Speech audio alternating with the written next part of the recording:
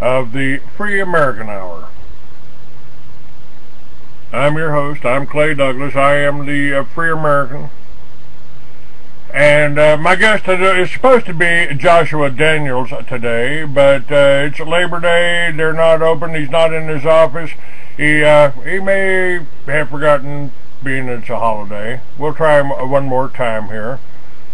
Joshua Daniels is with the Sea Lions Foundation, and they've got a pretty incredible dream and a pretty incredible plan. But let's see if he answers, or if I get the answering machine. You've reached Sound Wisdom Life Products. We've had more calls than we can cope with, but we will call you back. You leave a message. Thank you. All right, Joshua. This is Clay Douglas. We are live. We are on the air at 520-413-2397. If you're not out partying for the holidays here, call me as soon as possible. Meanwhile, we'll go right on. Hey, what is with all of these people from Turkey? I mean, why don't they go pick on Israel? They did offer to escort some of the Turkish Navy, whatever that consists of, 2 rowboats and a howitzer. They did suggest that they might actually stand up to Israel and send somebody to protect the innocent civilians that are risking their lives by sailing into the USA. So, come on, keep coming, you friggin' assholes. You know, I thought all the Israelis were the jerks, but you Turks have outclassed them as far as the jerk category goes. I am home, you silly sucker. I am home. And you're in my room, so get the hell out. How about that? Okay. Alright, let's see what we got here. I'll just let these, yeah, they did. The U.S., well, they decided they weren't going to prosecute him, I believe. And the head of the IMF, who was accused of molesting his maid. Yeah, probably. And the, oh yeah, let's see, what else is it? The studio executive, or the big pharma CEO was found that the death of his girlfriend by hanging and her son falling down the stairs and dying all on the same day was just an accident and suicide. Incredible. And yeah, maybe that's what we need to talk about today. The big wigs are not getting prosecuted. They're not being charged. They're walking away, just like the heads of the BATF that sent the guns that killed the Border Patrol agent. They sent them to the drug dealers. What's wrong with that picture? Let me see if I can find that. And let's see. Okay, where is it? Hey, we'll talk about. Let me see. Joshua Daniels. This is what we were going to talk about today. And since he hadn't called in, I'll share his information with you. He says the Bible, like it or don't, has shaped the Western world and America with it. There are many ways in which this is true, but I want to focus on, here is our worldview. The problem is our worldview, according to the Bible, is mostly false. There's been a mistranslation of one key word and deliberate lies about another, which have warped our worldview so to hold ourselves helpless against evil. This includes the evil men who are attempting to take over the world today and establish the most vicious, hateful regime in history. Joshua Daniels, the founder, executive director of the Sea Lions Foundation, and that's www.sealionsfoundation.com. He's been on my show many times, so this ain't a normal no-show. So he will be back, and we will have him back. And his idea is for the Sea Lions Foundation is building a series of structures owned water, and I don't think he's far from the mark, because the Japanese have just discovered that if you put a shield around a wind generator, it doubles the power. And they say the wind can, and they've got plans for these wind generators out on the ocean on a hexagon platform. They're just trying to figure out how to tie it down and the best way to do it, but they've already proven that these generators, they can double the production of these wind generators very easily. And Joshua Daniels is working on that to put that into effect on his floating Liberty Village concept. But he goes back to say, as a lifelong student of history, the Aztecs were probably the worst, deliberately provoking rebellions among subject people so they had plenty of human sacrifices from among the prisoners and an excuse to rape or kill for the vicious fun of it. The men we face now are worse. Not only Christianity, but Western civilization is held captive by lies based on mistranslations in the Bible, according to Joshua Daniels. These lies are deliberate. I'm also a student of language and a one-time fluent in German, though it's fallen into disuse, and a one-time student of Russian, Spanish, and Romanian. I know enough about translation to know that when multiple people over multiple translations working from the same source render a word the same wrong way, and their underwriting show a keen understanding of the source and the tricks and traps of translations, they're doing it on purpose. The lie may have been put in by editors or publishers or the translators themselves, and some would claim that the twisting in preaching about Romans 13 was an honest mistake. Who cares? They're there and they're being used to destroy you with lies. I can't let that go on. The word of the Lord burns within me like a fire, and I must speak it, write it, sing it. And this is Joshua Daniels' words, but you know what?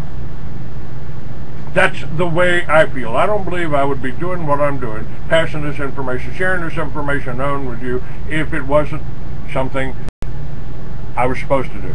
And I've been led into these situations, much like the one I'm going to talk to you about today. I've been led into these situations, accident, chance, coincidence. And right now I'm in the process of editing a book that I wrote 40 years ago, and I can't find much to edit. I didn't have the knowledge that I've got now. I hadn't studied the history. But the book I wrote, I think, is as good as the current books that I have for sale. Mystery Babylon, One Bloody Alabaster Eye, and Deadly Flashes of Silver.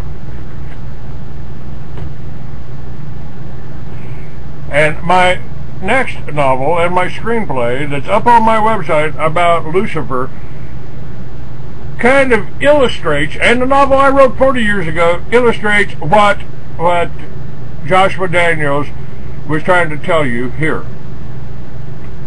He says this is an indictment of your pastor or the Bible college that trained him, or someone further back, or just accept the truth and change your ways. I don't care. I will speak the truth, though it could kill them.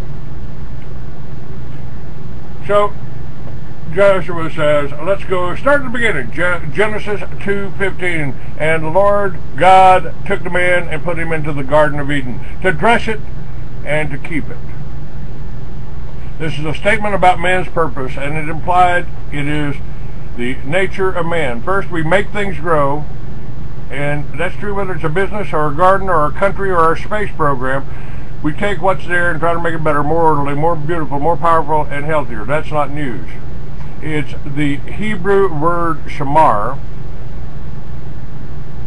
And Google it if you want to check me on it. The mistranslation is in the word keep. In English, in every translation I've been able to check, about 20, a word that's always used. It's basically a synonym for tend, so that sentence is a redundancy, and God is never redundant. The word shamar, which is translated keep, means nothing of the sort. It means defend. It means nothing else. There are no shades of meaning, no meaning alternatives. It means sword and shield, kill them all, let God sort them out, damn the torpedoes, full speed ahead, defend. It's in every instance it's used. It means stop bad things from happening to. Every instance. Where it's translated, watch, it means watch over this, and if you see something wrong, prevent it. In short, defend. Folks, that is why I started the Free American Magazine. That's why I started this radio show, because I could not sit back and watch something like Waco happen again. And it's why I'm working right now with the sheriff of Cochise County, with the whole county. I'm working with the whole county. For the last weekend, for the last 4 or 5 days, I spent down in Cochise County, from one end almost to the other. And we're going to do that on 11/11/11. And the reason we're doing it is to put the cowboys together, the bikers together. We're going to have rodeos, biker rodeos, and cowboy rodeos. We're going to travel over the whole Cochise County, the land of legends. I'm putting this together for another group. This isn't just my run. This isn't my event. All I'm doing is consulting the same way I consulted with Indian motorcyclists to start Indian, and the way I've consulted with dozens of other organizations that are trying to do something. And I started the militias here. They use that to demonize me. Oh, Clay started the militia. They use that to demonize me. But folks, what they don't tell you is that I started it in the governor's office. To do exactly what he's talking about, what shamar means, defend. I took an oath to defend the Constitution against all enemies, foreign and domestic. There was no expiration date on that. Everything else is a distraction. And whether they're from Turkey or Israel or the United States, these people that are coming in our chat room and trying to disrupt the show, trying to distract us, that's their job. That's what they're supposed to do. Now, back to Joshua Daniels. He talks about the word shamar, which they translated into keep, is not accurate. It's used many times in the Bible, and in every instance a person who was doing it had a responsibility to deal with the danger on behalf of the people he was defending, or to actively prevent the breaking of a command. It was never passive, never. The mistranslation tells us, all Western languages, that Adam was to be a passive watchman over a garden, a divinely ordained hobbit, doing no more than cutting the grass and maybe sounding an alarm if something went wrong. That tells us that God made Adam a peaceful gardener. That's not true, and Adam's purpose in the garden proves it. Even Jesus, the last Adam, that's 1 Corinthians 15:45, was a warrior who committed felony assault, fell into destruction of private property, and torturous interference with business when he drove the money changers out of the temple twice. There were crimes, just like they would be today. These were crimes. He was so good at it that he single-handedly took on numerous opponents with nothing more than a handmade whip and cleared the temple court, which had armed guards. We know that not just from history, but because it was temple guardsmen who arrested him in the end. Luke 22:52. Read it sometime. I can't make this stuff up. Should we assume that they stood idly by while their employers were assaulted? It's ludicrous on the face of it. He whipped armed men like naughty 9-year-olds and sent them running, and took not so much as a shallow cut in the process. This is a huge problem in the Western world. Christian morals and attitudes were universally at least given lip service long enough to shape our worldview to include the idea that war is some sort of aberration, foreign to man's kindly nature, a flaw introduced by the fall of man. That's a bald-faced lie. And those who promote that idea are servants of evil, no matter how kindly they seem. The warrior nature is part of the original design. Man's body is designed to inflict and sustain wounds and to make wounds hard to inflict. Man's mind is designed to overcome difficulties, solve problems, and establish orders. Man's indoctrine was designed to make him a winner in combat, else he'd have a possum's indoctrine system, which puts it into a mini coma at the threat of danger. When corrupted by the fall, what was corrupted by the fall is unity. And folks, that's what I'm trying to do with this event in Cochise County. I'm trying to put the cowboys together with the bikers, with the people on the street, with families, to teach them how to be more self-sufficient, how to protect, and to have the warriors there, our veterans, the warriors there to support them and help them and to defend them in case of danger. In other words, and I want the farmers and the ranchers to teach the veterans and anybody else that wants to work together with their brothers, with their friends, with their neighbors, with their countrymen, put them together and take all this other crap. When we're talking about illegals, folks, we're not being racist. We're talking about defending our country and handling it right. Now, that's what Joshua Daniels is telling you. What was corrupted by the fall is unity. Men were never meant to fight each other, though it became a sad necessity. We had and have a much better opponent to fight, and our charge is the same as today as it was the day Adam drew his first breath. Defend against evil in any form that it may rear its ugly head. The story of Genesis has a few time references. How long were Adam and Eve in the garden before temptation? What vicious combats did Adam win before Satan, which means the opponent, had to resort to subterfuge? We aren't told, but knowing Adam's purpose, reading between the lines makes them quite apparent. We were never meant to be self-depreciating gardeners. We were made to be defensive warriors standing against the enemy to protect what we had been given to rule over by God, an orderly and prosperous area under our care. And that's not all. We are conquerors in our original divine nature too. Genesis 1:26 tells us that the first reason God made us was to rule over every living thing on earth. Even today, that purpose calls to us. We feed hay to out, trapped by snowbound passes and remote valleys, and radio tag the bear population to be ready to intervene if anything reduces their number.